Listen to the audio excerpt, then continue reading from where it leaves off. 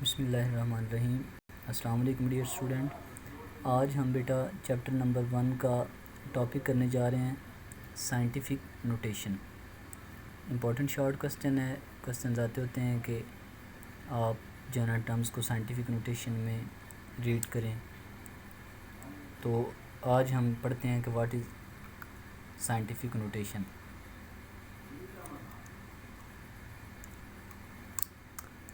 Scientific notation is defined as, in scientific notation, a number is expressed as some power of 10। कि देखें बेटा, अगर हम किसी नंबर को, जैसे ये मेरे पास है 62750, इसको 10 की पावर में कन्वर्ट कर देंगे तो इट मीन्स ये मैंने इसे किस में लिख दिया है, ये मैंने इसे लिख दिया in the form of scientific notation. कि हम बड़ी बड़ी कॉम्प्लिकेटेड वैल्यूज़ को स्मॉल करके एक ऐसी वैल्यू में ले आएँ कि जो अंडरस्टैंडेबल हो, जिसको समझना आसान हो।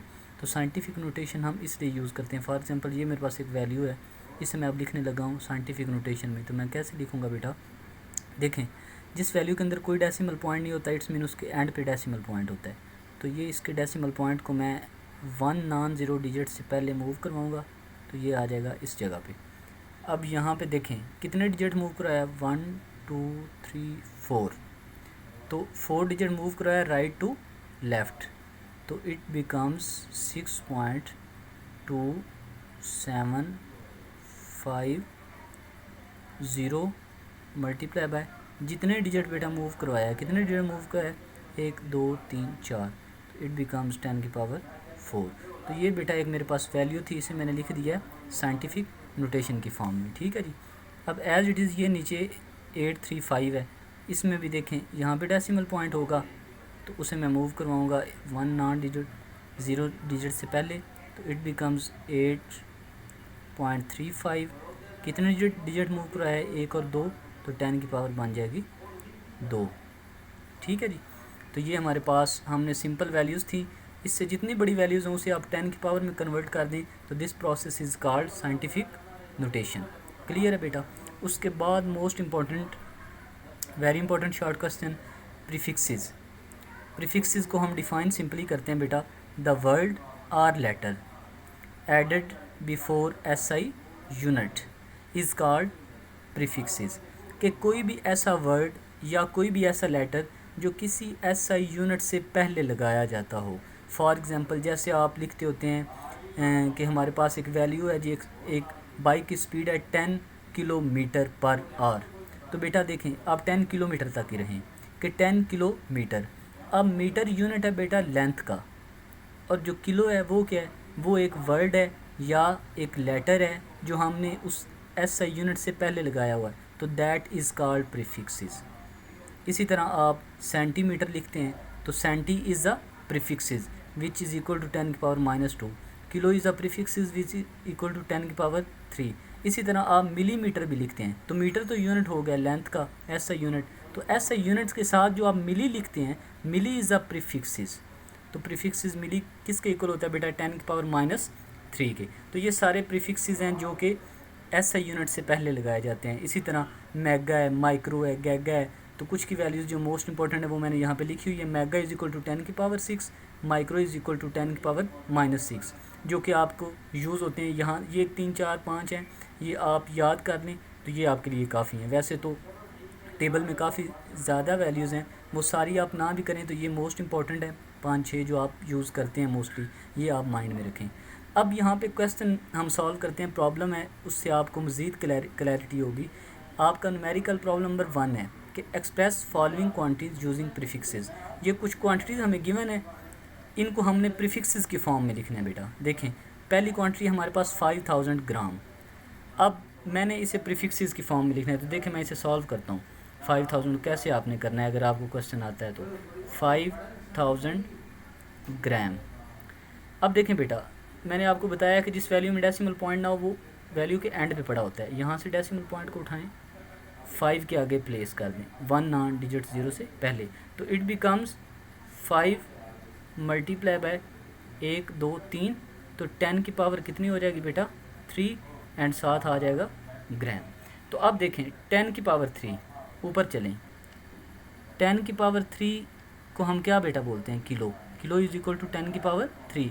तो जहाँ बेटा 10 की पावर 3 है वहाँ आप क्या लगा सकते हैं, वहाँ बेटा आप लगा सकते हैं किलो और साथ बेटा ग्राम एज इट इज़। तो आपने देखें 5000 ग्राम को प्रीफिक्सेस में कन्वर्ट किया which is equal to 5 kilogram. तो here gram is the SI unit of the mass and k is the kilo which is called prefixes। ठीक है बेटा। नेक्स्ट है 22 है, आगे 6 0 लगी हुई है, तो इसको हम अब यूज़ कन्वर्ट करते हैं प्रीफिक्सेस के अंदर। 2 1 2 3 4 5 6 और साथ है वाट। अच्छा मैं अब बताते दूँगा बेटा, वाट यूनिट होता है पावर का, एसआई यूनिट। अब एसआई यूनिट के साथ जो डिजिट आएगा ना बेटा, जो हम अभी बनाएंगे, वो कहलाएगा प्रीफिक्सेस। तो देखें अब डेसिमल पॉइंट अगेन एंड पे पड़ा होगा, आप यहाँ से मूव कराएं 1 नॉन डिजिट 0 से पहले, ये 2 से पहले आ गया। तो देखें कितने डिजिट मूव कराया, 2 मल्टीप्लाई बाय 10 की पावर 1 2 3 4 5 6, तो 10 की पावर आ गया 6 और वाट साथ एज इट इज़ आ गया। अब देखें 2 10 की पावर 6 इधर ऊपर है, 10 की power 6 is equal to mega.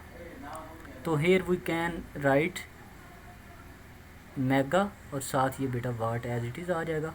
तो ये आपने उसे कन्वर्ट कर दिया है प्रीफिक्सेस में, 2 mega watt. Here watt is as a unit of the power, mega is use as a prefixes. ठीक है बेटा।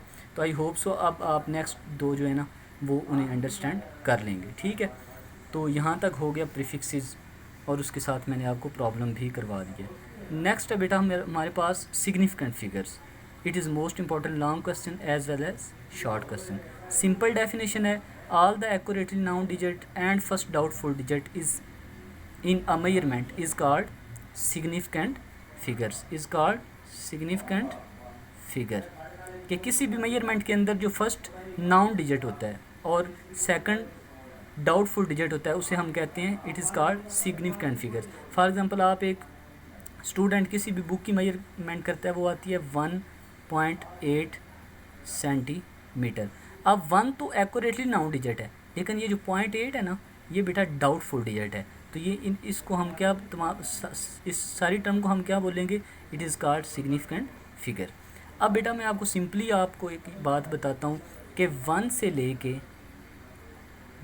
लेके 9 तक जितने भी डिजिट होते हैं वो सारे के सारे सिग्निफिकेंट होते हैं। फॉर एग्जांपल आपसे पूछा जाए 2 7 5 में कितने सिग्निफिकेंट फिगर्स हैं, तो देखें 2 भी 9 के अंदर आता है, 7 भी आता है, 5 भी आता है, तो 1 2 3, तो ये 3 सिग्निफिकेंट फिगर कहलाएंगे। ठीक है। इसी तरह आपसे पूछा जाए 4 4 5 में कितने सिग्निफिकेंट फिगर्स हैं, तो देखें बेटा 4 भी 9 में आता है, 4 फिर 9 में आता है, 5 भी आता है 1 और 9 के बिटवीन, तो बेटा ये 1 2 3, तो यहाँ पे भी 3 सिग्निफिकेंट। मतलब 1 से लेकर 9 तक जितने भी डिजिट्स हमारे पास होते हैं वो तमाम के तमाम क्या कहलाते हैं बेटा, these are called significant figures. अब बात आती है कि आया ज़ीरो भी सिग्निफिकेंट फिगर्स में इंक्लूडेड है या नहीं। तो ज़ीरो के लिए कुछ रूल्स हैं। अब देखें ये मैंने रूल्स फॉर ज़ीरो लिखा हुआ है।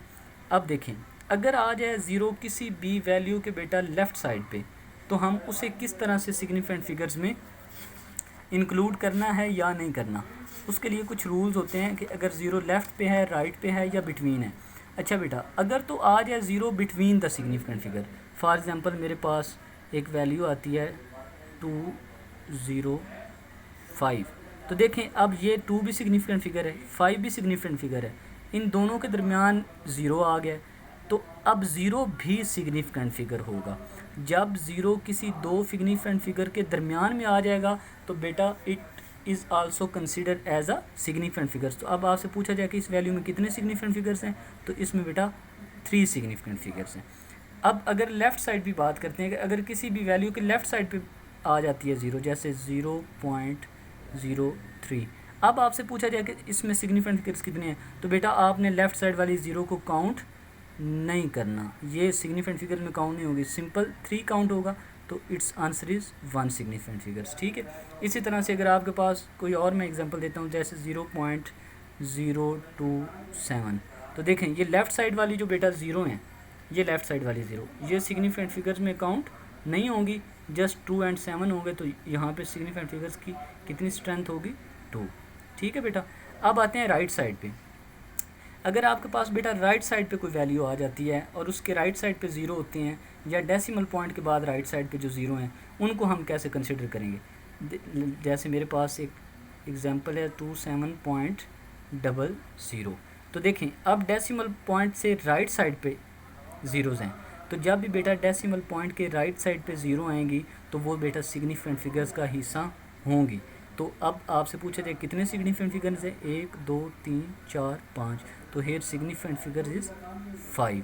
ठीक है बेटा, तो जब भी ज़ीरो डेसिमल पॉइंट के राइट साइड पे आएंगी तो वो सिग्निफिकेंट फिगर्स का हिस्सा होगी। अच्छा, अगर ज़ीरो आती हैं बगैर डेसिमल पॉइंट के, फॉर एग्जांपल ऐसे आ जाती हैं 2500, अब तो डेसिमल पॉइंट नहीं है लेकिन राइट साइड पे ज़ीरो है, तो अब आपने बेटा इसे क्या करना है, इसे आपने 10 की पावर में लिख लेना है। तो यहाँ से आपने डेसिमल पॉइंट को शिफ्ट करवाना है यहाँ पे, तो it becomes 25 multiply by 2.5 multiply by 10 की पावर 1 2 3 आपने शिफ्ट कराया 3।